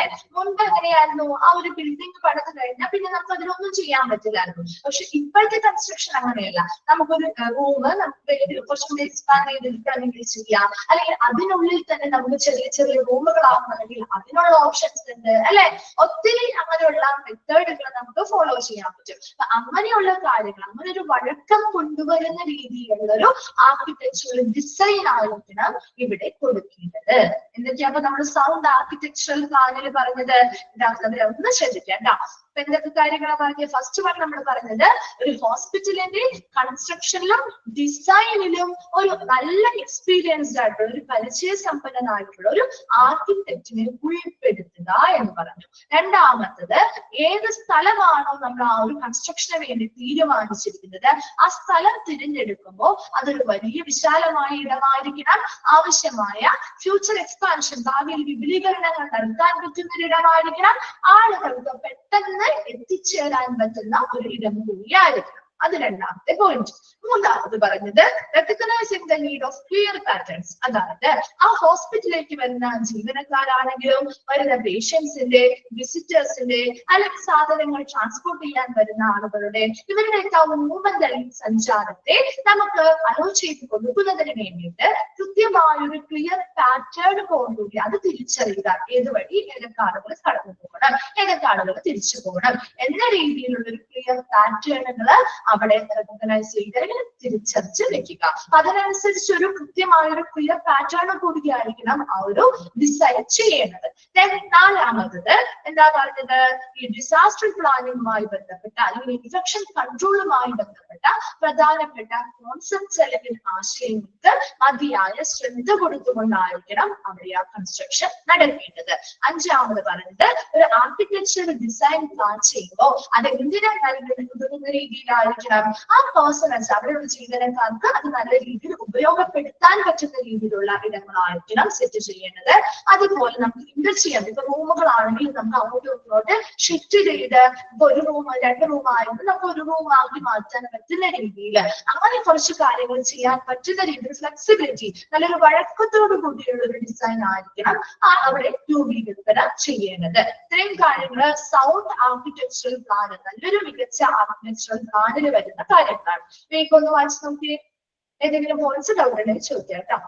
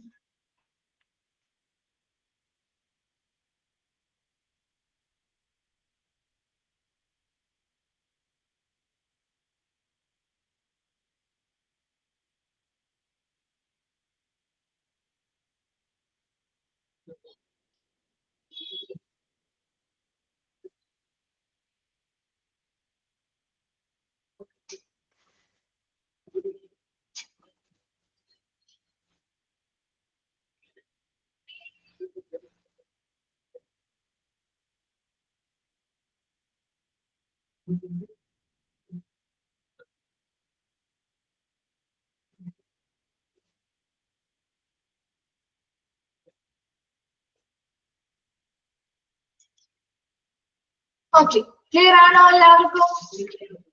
ഓക്കെ ആണോ? ഇനി ഇത് പറയണോ? എന്തെങ്കിലും ഡൗട്ട്സ് ഉണ്ടോ? ഓക്കെ, അടുത്തതാണ് മെഡിക്കൽ ടെക്നോളജി ആൻഡ് പ്ലാനിംഗ്. നമുക്കറിയാം പലതരത്തിലുള്ള മെഡിക്കൽ ടെക്നോളജീസ് അല്ലെങ്കിൽ മെഡിക്കൽ പരമായിട്ടുള്ള സാങ്കേതിക വിദ്യകൾ നമ്മൾ കൊണ്ടുവരാറുണ്ട് അല്ലെ. അപ്പൊ അതുമായി ബന്ധപ്പെട്ട പ്ലാനിങ് അല്ലെങ്കിൽ ആസൂത്രണങ്ങളാണ് ഇതിൽ പറയുന്നത്. അപ്പൊ ലാസ്റ്റ് ഭാഗങ്ങളിലേക്ക് കിടക്കാണ് കേട്ടോ. ഇനി അടുത്ത് നമ്മളൊരു റീജിയണലൈസേഷൻ എന്ന് പറയുന്ന ഒരു ടോപ്പിക്കിലേക്കാണ് പോകുന്നത്. ഇവിടെ നമുക്ക് അങ്ങനെ പോയിന്റ് വൈസ് അല്ല, കുറച്ചൊന്ന് ജനറൽ ആയിട്ടുള്ള കാര്യങ്ങളാണ് കൊടുത്തിരിക്കുന്നത് കേട്ടോ. Okay, but development in medical technology are taking place so rapidly that now the use of sophisticated technology determines professional status. അതായത് നമ്മുടെ ഈ മെഡിക്കൽ ടെക്നോളജീസ് അല്ലെങ്കിൽ ഇങ്ങനെയുള്ള മെഡിക്കൽ പരമായിട്ടുള്ള സാങ്കേതിക വിദ്യകളുടെ ഡെവലപ്മെന്റ് അല്ലെങ്കിൽ വികസനം എന്ന് പറയുന്നത് are taking place so rapidly, വളരെ വേഗത്തിലാണ് നടക്കുന്നത് അല്ലെ. ആണോ? മെഡിക്കൽ ടെക്നോളജീസിന്റെ ഡെവലപ്മെന്റ്സ് അല്ലെങ്കിൽ വികസനം എങ്ങനെയാണ് ഒരു സ്ഥാപനത്തിൽ ഒരു ഹോസ്പിറ്റലിനെ സംബന്ധിച്ച് വളരെ വേഗത്തിലല്ലേ നടക്കുന്നത് അല്ലെ. ഒത്തിരി ഇംപ്രൂവ്മെന്റ്സ് ഒക്കെ നമ്മൾ ഇപ്പൊ കാണുന്ന ഹോസ്പിറ്റൽസിൽ വന്നിട്ടുണ്ട് അല്ലെ. നമ്മൾ മുൻപ് കാണുന്ന ഹോസ്പിറ്റൽസിൽ നിന്നും ഓരോ മാസം കഴിയുമ്പോൾ വരെയും എല്ലാ വ്യത്യാസങ്ങളാണ് നമുക്ക് പിന്നെ ചെല്ലുമ്പോൾ നമുക്ക് ഫീൽ ചെയ്യുന്നത്. അങ്ങനെയുള്ള ഒരു വളരെ വേഗത്തിലാണ് ഈ പറയുന്ന മെഡിക്കൽ ടെക്നോളജീസിന്റെ ഡെവലപ്മെന്റ്സ് അല്ലെങ്കിൽ വികസനം നടക്കുന്നത്. Now the use of sophisticated technology determines professional status. ഇപ്പൊ നമ്മുടെ ഇങ്ങനെയുള്ള സങ്കീർണമായിട്ടുള്ള ഇങ്ങനെയുള്ള സാങ്കേതിക വിദ്യകൾ ഉപയോഗിക്കുന്നത് എന്തിനെ നിർണ്ണയിക്കുന്നു എന്നാ പറയുന്നത്? പ്രൊഫഷണൽ സ്റ്റാറ്റസ് ആണോ? ഒരു പ്രൊഫഷണൽ ആയിട്ടുള്ള ഒരു പദവി ആ സ്ഥാപനത്തിന് ഇതുവഴി കൊടുക്കുന്നുണ്ടോ? കൊടുക്കുന്നുണ്ട്, സ്വാഭാവികമായിട്ടും അല്ലെ. നമ്മൾ കാണുന്ന ഒരു നോർമൽ ഹോസ്പിറ്റലും ഇങ്ങനെയുള്ള എല്ലാ രീതിയിലുമുള്ള മെഡിക്കൽ ടെക്നോളജീസ് ഉൾപ്പെടുത്തിയിട്ടുള്ള ഒരു സ്ഥാപനവും വെച്ച് കമ്പയർ ചെയ്യുമ്പോൾ ഏറ്റവും കൂടുതൽ ഒരു പ്രൊഫഷണൽ ആയിട്ടുള്ള ഒരു പദവി അല്ലെങ്കിൽ സ്റ്റാറ്റസ് നമ്മൾ ഇതിനാ കൊടുക്കാം. ഏത് സ്ഥാപനത്തിനായും കൊടുക്കുന്നത്? എല്ലാ ടെക്നോളജീസും ഉള്ള ഒരു സ്ഥാപനത്തിന് തന്നെയാണ് ആ ഒരു പദവി ലഭ്യമാകുക അല്ലെ. അപ്പൊ ആ ഒരു പദവിയെ നമുക്ക് നിർണ്ണയിക്കാനായിട്ട് ഈ പറയുന്ന സങ്കീർണമായിട്ടുള്ള സാങ്കേതിക വിദ്യകളിലൂടെ കഴിയുന്നുണ്ട്. Then the diffusion of medical technology as well as shortage of resources constantly plays on the minds of the planners. ഇവിടെ എന്താ ആ ഒരു മെഡിക്കൽ ടെക്നോളജിയുടെ വ്യാപനം. അപ്പൊ ഈ പറയുന്ന ഇപ്പൊ നമുക്കറിയാം ഒരു സ്ഥാപനത്തിൽ ഒരു ടെക്നോളജി കൊണ്ടുവന്നാൽ ആ മറ്റു സ്ഥാപനങ്ങളിലും അടുത്ത അതേപോലെയുള്ള മറ്റു സ്ഥാപനങ്ങളിലേക്കും അത് വ്യാപിക്കാൻ സാധ്യതയുണ്ട് അല്ലെ. ആണോ? സ്വാഭാവികമാണത്. ഒരു സ്ഥാപനത്തിൽ കൊണ്ടുവരുമ്പോൾ അത് നമ്മുടെ സ്ഥാപനത്തിലേക്ക് കൊണ്ടുവരണം എന്ന രീതിയിൽ മറ്റു സ്ഥാപനങ്ങളിലേക്കും ആ ഒരു മെഡിക്കൽ ടെക്നോളജിയുടെ ആ ഒരു വ്യാപനം നടക്കാറുണ്ട്. പക്ഷേ ഇവിടെ അതുമായി ബന്ധപ്പെട്ട് ഒരു ഷോർട്ടേജ് ഓഫ് റിസോഴ്സ് ഈ പറയുന്ന മെഡിക്കൽ ടെക്നോളജി നമ്മൾ കൊണ്ടുവരണമെങ്കിൽ അവിടെ മതിയായിട്ടുള്ള ഒരു വിഭവങ്ങൾ ചിലപ്പോ എല്ലാ സ്ഥാപനങ്ങളിലും ഉണ്ടായിരുന്നു വരുന്നത് അല്ലെ. ഇപ്പൊ വലിയ നല്ല രീതിയിൽ ഫിനാൻഷ്യലി നല്ല സ്റ്റേബിൾ ആയിട്ടുള്ള ഒരു സ്ഥാപനമാകുമ്പോൾ അവർക്ക് അതിനുള്ള റിസോഴ്സ് കാര്യങ്ങൾ ഉണ്ടാവാം. എന്നാൽ പോലും എല്ലാ സ്ഥാപനത്തിലും അത് ഉണ്ടാകണമെന്നുണ്ടോ? ഇല്ല. അപ്പൊ അവിടെ മതിയായ വിഭവങ്ങളുടെ ഒരു ദൗർലഭ്യം ആരിൽ ഒരു ചിന്ത വരുത്താറെന്നാ പറയുന്നത് the minds of the planners. ഈ പറയുന്ന ഹോസ്പിറ്റലിൽ പ്ലാൻ ചെയ്യുന്ന അല്ലെങ്കിൽ ആസൂത്രണം ചെയ്യുന്ന ആളിന്റെ മനസ്സിൽ വരുന്ന ഒരു കാര്യമാണ്, നിരന്തരം അവരുടെ മനസ്സിൽ വരുന്ന ഒരു കാര്യമാണ്. ഇങ്ങനെയുള്ള മെഡിക്കൽ ടെക്നോളജീസ് വ്യാപിക്കുന്നുണ്ട്, അത് നമ്മുടെ സ്ഥാപനത്തിലേക്ക് കൊണ്ടുവരണം. എന്നാൽ പോലും നമുക്ക് എന്തുണ്ട്? ഷോർട്ടേജ് ഓഫ് റിസോഴ്സസ് ആണ്. റിസോഴ്സുകളുടെ ദൗർലഭ്യമുള്ളത് കൊണ്ട് തന്നെ നമുക്ക് ചില സ്ഥാപനങ്ങൾക്ക് എന്ത് ചെയ്യാൻ പറ്റാറില്ല, ഇങ്ങനെയുള്ള മെഡിക്കൽ ടെക്നോളജീസ് ഉൾപ്പെടുത്താൻ സാധിക്കാറില്ല. അത് പ്ലാൻ ചെയ്യുന്ന ആളുകളുടെ മൈൻഡിൽ വരുന്ന ഒരു കാര്യമാണ്. ഓക്കെ ആണോ? ആ 2 പോയിന്റ്സ്. അപ്പൊ എന്തൊക്കെ കാര്യങ്ങളാണ് നമ്മൾ പറഞ്ഞത്? മെഡിക്കൽ ടെക്നോളജി അല്ലെങ്കിൽ സാങ്കേതിക വിദ്യയുടെ വികസനം എന്ന് പറയുന്നത് വളരെ വേഗത്തിൽ നടക്കുന്ന ഒരു കാര്യമാണ്. ഇങ്ങനെയുള്ള സങ്കീർണമായിട്ടുള്ള ഇങ്ങനെയുള്ള ടെക്നോളജീസ് അല്ലെങ്കിൽ സാങ്കേതിക വിദ്യകള് ഓരോ സ്ഥാപനത്തിലും കൊണ്ടുവരുന്നത് ആ സ്ഥാപനത്തിന്റെ ഒരു പ്രൊഫഷണൽ ആയിട്ടുള്ള സ്റ്റാറ്റസ് അല്ലെങ്കിൽ പദവിയെ നിർണ്ണയിക്കുന്നു. രണ്ടാമത് പറയുന്നത് ഈ മെഡിക്കൽ ടെക്നോളജീസിൽ ഇങ്ങനെയുള്ള ഡിഫ്യൂഷൻ അല്ലെങ്കിൽ വ്യാപനം എന്ന് പറയുന്നത് അതിനെ ബന്ധപ്പെട്ട് ഓരോ ഹോസ്പിറ്റൽ പ്ലാനേഴ്സിന്റെയും മനസ്സിൽ വരുന്ന ഒരു കാര്യമാണ് ഷോർട്ടേജ് ഓഫ് റിസോഴ്സസ് അല്ലെങ്കിൽ മതിയായ വിഭവങ്ങളുടെ ലഭ്യതക്കുറവ് എന്ന് പറയുന്ന കാര്യം. മതിയായ വിഭവങ്ങൾ ഉണ്ടെങ്കിൽ അല്ലെങ്കിൽ മതിയായ റിസോഴ്സ് അല്ലെങ്കിൽ ഫിനാൻഷ്യൽ ആയിട്ടുള്ള ഫണ്ടുകൾ ഉണ്ടെങ്കിൽ മാത്രമേ അവർക്ക് അവിടെയുള്ള ഇങ്ങനെയുള്ള മെഡിക്കൽ ടെക്നോളജീസ് ആ സ്ഥാപനത്തിലേക്ക് ഉൾപ്പെടുത്താൻ സാധിക്കുകയുള്ളൂ. ക്ലിയർ അല്ലേ? Then next, okay, even in Western countries, the rational planning for medical technology is an evasive subject. In even in Western countries, in a rational planning for medical technology, rational for medical technology is an evasive subject. അതായത് ഇവിടെ ഒരു rational എന്നതുകൊണ്ട് ഉദ്ദേശിക്കുന്നത് planning എന്നതുകൊണ്ട് ഉദ്ദേശിക്കുന്നത് കൃത്യമായിട്ട് നമ്മുടെ കമ്മ്യൂണിറ്റിക്ക് ആവശ്യമായ രീതിയിൽ അവരുടെ ആവശ്യകതകൾ മനസ്സിലാക്കുന്ന രീതിയിൽ അവർക്ക് ആവശ്യമായ മെഡിക്കൽ ടെക്നോളജീസ് കൊടുക്കുക എന്ന രീതിയിലുള്ള ഒരു പ്ലാനിങ്ങും കാര്യങ്ങളും ഇവിടെ കൊണ്ടുവരണം. അതിനിവിടെ നമ്മൾ റീജിയണലൈസേഷൻ മുതലായിട്ടുള്ള കാര്യങ്ങൾ പറയുന്നുണ്ട് കേട്ടോ. നോക്കി, the workshop on problems of planning of health services in urban areas. അതായത് നമുക്കറിയാം നമ്മുടെ അർബൻ ഏരിയ ആദ്യം പഠിച്ച കാര്യമാണ് അല്ലെ. അർബൻ ഏരിയയിൽ കൂടുതലും എന്താണ് ഹെൽത്ത് സർവീസുകൾ കൂടുതൽ ലഭ്യമാകുന്നുണ്ട്. എന്നാൽ നമ്മുടെ റൂറൽ ഏരിയാസ് അല്ലെങ്കിൽ ട്രൈബൽ ഏരിയാസിൽ ഇത് കുറവാണ് അല്ലെ. അപ്പൊ അതൊരു യുക്തിപരമായിട്ടുള്ള ഒരു കാര്യമല്ല. അപ്പൊ അങ്ങനെ ഒരു രീതിയിലുള്ള ഒരു പ്ലാനിങ് എന്ന് പറയുന്നത് മിക്ക ഇടങ്ങളിലും അത് ഒഴിവാക്കി നിർത്തുന്ന ഒരു കാര്യമായിരുന്നു അല്ലെ. എന്നാൽ ഇവിടെ നമ്മൾ ഇങ്ങനെയുള്ള പ്രോബ്ലംസ് അതായത് ഹെൽത്ത് സർവീസുകളുമായി ബന്ധപ്പെട്ട പ്ലാനിങ്ങുകൾ അല്ലെങ്കിൽ ആസൂത്രണം നടത്തുന്നതിലുള്ള പ്രോബ്ലംസ് എന്തൊക്കെ പ്രശ്നങ്ങളാണ്? ഇങ്ങനെയുള്ള ഹെൽത്ത് സർവീസസ് അർബൻ ഏരിയയിൽ അതായത് യൂറോപ്പിലെ അർബൻ ഏരിയകളില് ഇങ്ങനെ പ്ലാനിങ് നടത്തുമ്പോൾ ഉണ്ടാവുന്ന പ്രോബ്ലംസിനെ കുറിച്ച് ഒരു വർക്ക്ഷോപ്പ് നടത്തിയത്. ആ വർക്ക്ഷോപ്പില് Europe felt that the rational planning is aided by a hospital hierarchy of specialization. അതായത് ഇവിടെ ഒരു റാഷണൽ പ്ലാനിങ് എന്ന് പറയുന്നത് പ്രധാനമായിട്ടും ഒരു ഹൈറാർക്കി ഓഫ് സ്പെഷ്യലൈസേഷൻ ആണല്ലോ. നമുക്കറിയാം അല്ലെ. ഒരു റൂറൽ ഏരിയയിൽ അല്ലെങ്കിൽ ട്രൈബൽ ഏരിയ മുതൽ ഒരു അർബൻ ഹോസ്പിറ്റൽ വരെ എടുത്തു നോക്കൂ. അവിടെ സ്പെഷ്യലൈസേഷൻ ഒരു ഹൈറാർക്കി ഉണ്ടോ? ഒരു ഹൈറാർക്കി ഉണ്ടോ? ഓരോ ലെവൽ തിരിച്ചല്ലേ ആണ് കൊടുക്കുന്നത് അല്ലെ. നമ്മുടെ സാധാരണ ഒരു ചെറിയ ഹോസ്പിറ്റൽ അതിലും സ്പെഷ്യലൈസ് സർവീസുകൾ ഉണ്ടാവില്ല. അത് കഴിഞ്ഞ് കുറച്ചുകൂടി നമ്മുടെ ഉയരത്തിൽ വരുന്ന ജനറൽ ഹോസ്പിറ്റലുകളിൽ കുറച്ചധികം സ്പെഷ്യാലിറ്റീസ് കുറച്ചുകൂടി ഉണ്ടാവും. അതേസമയം ഒരു അർബൻ ഏരിയയിലെ ഹോസ്പിറ്റലിലേക്ക് നോക്കുമ്പോഴോ അവിടെ നല്ല രീതിയിലുള്ള സ്പെഷ്യലൈസേഷൻ അല്ലെങ്കിൽ ആ ഒരു ഹൈറാർക്കി അല്ലെ. അതെ, ആ ഒരു ഹൈറാർക്കി നമുക്ക് അവിടെ കാണാനായിട്ട് സാധിക്കുന്നുണ്ട്. And by national review agencies, ഇത് ആരുടെ ഒരു റിവ്യൂ വഴിയാണ്? National review agencies which have strong links with similar agencies in other countries.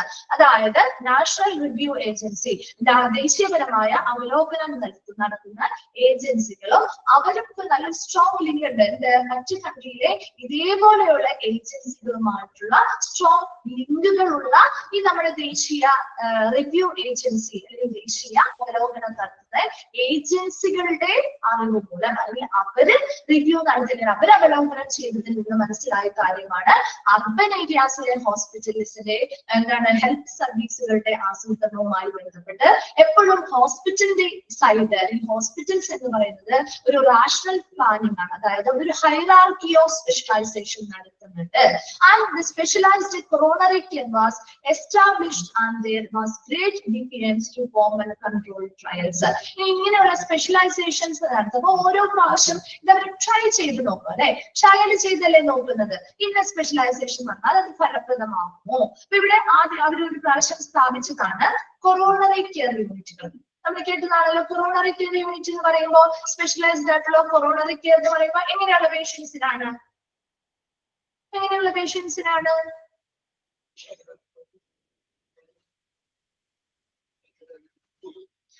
Heart related ആയിട്ടുള്ള പേഷ്യൻസിനാണ് അല്ലെ. ഇപ്പൊ കാർഡിയോ അല്ലെങ്കിൽ ഹാർട്ട് റിലേറ്റഡ് ആയിട്ടുള്ള പേഷ്യൻസിനാണ് അല്ലെ. അപ്പൊ അങ്ങനെയുള്ള പേഷ്യൻസിന് ആവശ്യമായ സ്പെഷ്യലൈസ്ഡ് ആയിട്ടുള്ള കൊറോണറി കെയർ യൂണിറ്റുകൾ ഇവർ സ്ഥാപിച്ചു.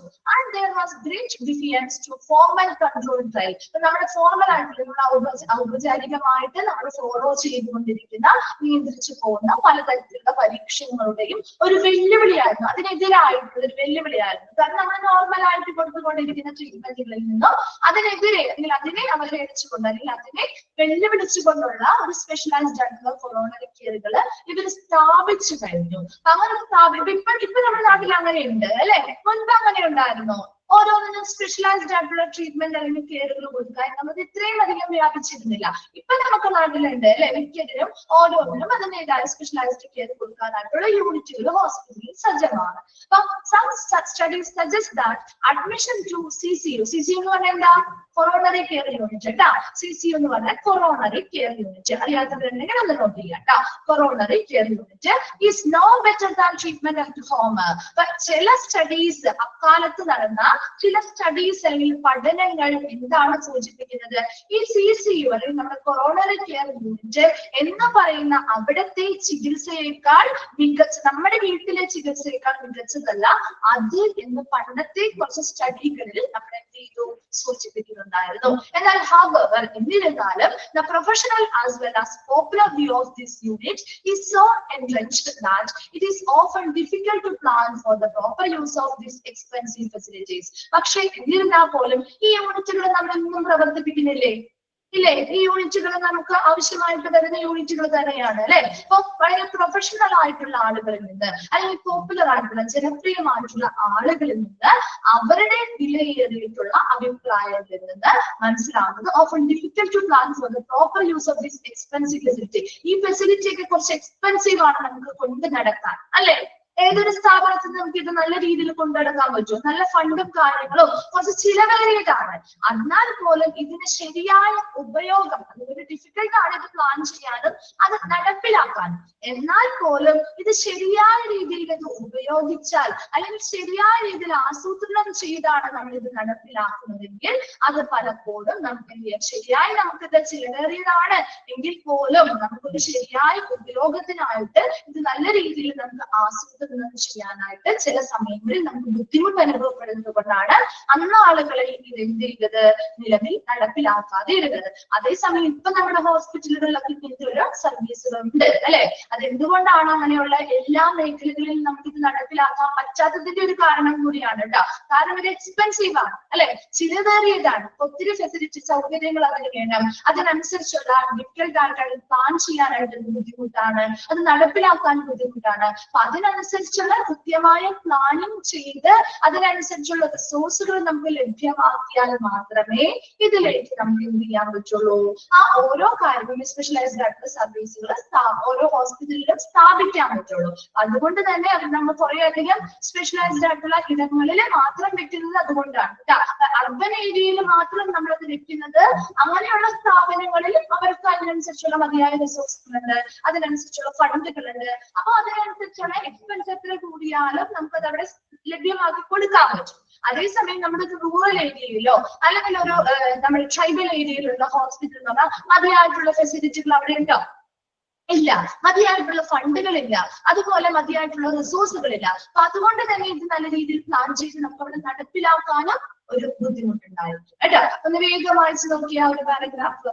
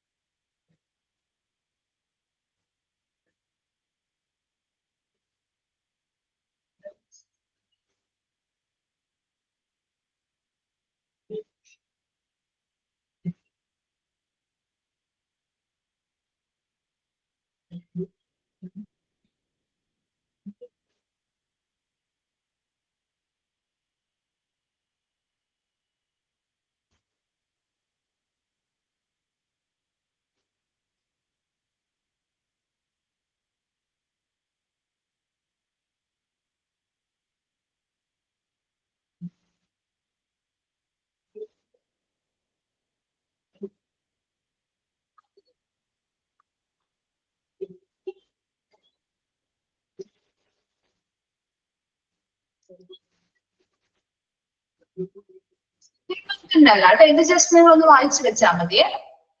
ആദ്യത്തെ ഒരു ചെറിയ പാരഗ്രാഫില്ലേ അതൊന്ന് മനസ്സിലാക്കി വെക്കാം, ബാക്കിയുള്ളത് ജസ്റ്റ് ഒന്ന് വായിച്ചു വെച്ചാൽ മതി കേട്ടോ. ആ CCU എന്താണെന്നൊന്ന് നോട്ട് ചെയ്യണം കേട്ടോ, കൊറോണറി കെയർ യൂണിറ്റ്, അത് മാത്രം ഒന്ന് നോട്ട് ചെയ്യാം, ബാക്കി ഒന്ന് വായിച്ചു വെച്ചാൽ മതി കേട്ടോ.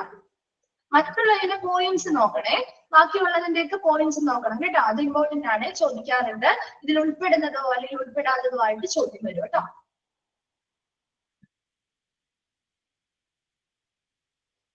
ഇനി നമ്മൾ റീജിയണലൈസേഷൻ എന്താണ്, അത് എങ്ങനെയാണ്, ഓരോ കാര്യങ്ങളെ കുറിച്ചും ഡീറ്റെയിൽ ആയിട്ട് പറയുന്നത്, അതിൽ ഇമ്പോർട്ടന്റ് ആയിട്ട് വരുന്ന പോയിന്റ്സ് പറഞ്ഞുതരാം കേട്ടോ.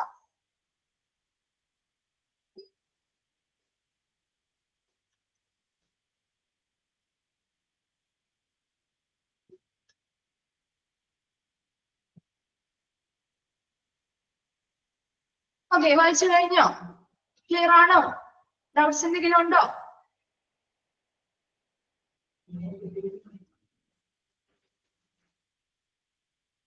ഓക്കെ, നമുക്ക് നെക്സ്റ്റ് ക്ലാസ്സിൽ ബാക്കി എടുക്കാം കേട്ടോ മിസ്. പുതിയതൊന്നും സ്റ്റാർട്ട് ചെയ്യണ്ട, നെക്സ്റ്റ് നമുക്ക് അടുത്ത ക്ലാസ്സിൽ ഫ്രഷ് ആയിട്ട് സ്റ്റാർട്ട് ചെയ്യാം.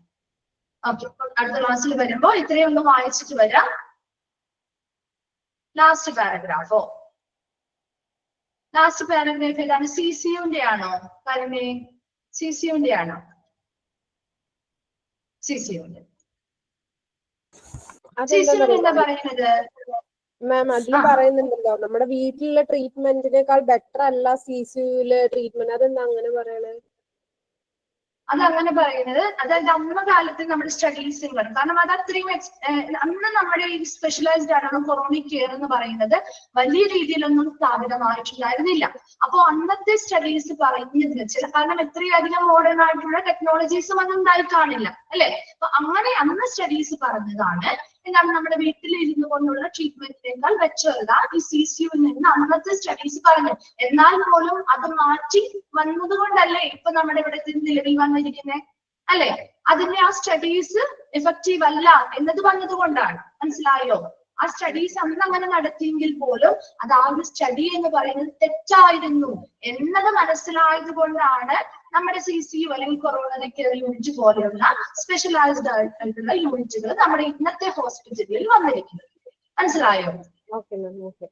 ഓക്കെ, അത് ജസ്റ്റ് അതിന് ഒരു പാരഗ്രാഫ് വായിക്കുന്ന സമയത്ത് എല്ലാ പോയിന്റ്സും ഇവിടെ ഉൾപ്പെടുത്തിയിട്ടില്ല, അതുകൊണ്ടാണ് നമുക്ക് അങ്ങനെ ഒരു ഡൗട്ട് വരുന്നത് കേട്ടോ. ഓക്കെ ആണോ?